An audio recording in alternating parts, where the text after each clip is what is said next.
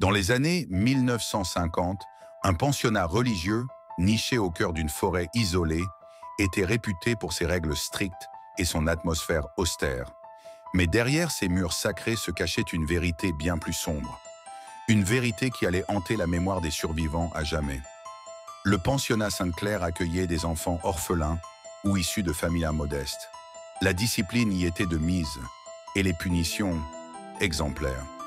Mais certains élèves racontaient des choses étranges, des bruits de pas dans les dortoirs la nuit, des ombres qui semblaient les observer. Les disparitions commencèrent un soir d'hiver. Une élève nommée Marguerite ne réapparut jamais après avoir été convoquée dans le bureau du directeur pour une punition. Puis ce fut au tour de Louis, un garçon de 12 ans. À chaque fois, l'administration invoquait des excuses étranges, fugues, maladies soudaines.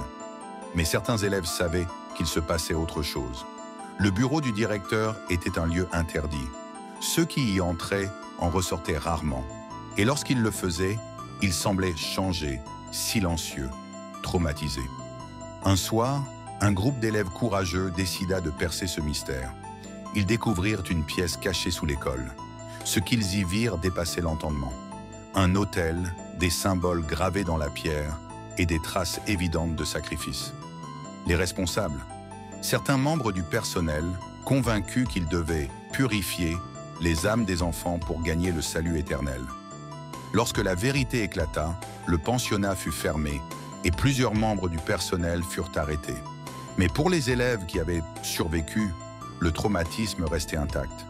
Aujourd'hui, les ruines de Sainte-Claire attirent les curieux, mais rares sont ceux qui osent y entrer la nuit. Alors, que pensez-vous de cette histoire? Est-ce un avertissement ou simplement une légende urbaine exagérée? Une chose est sûre, certaines portes ne devraient jamais être ouvertes.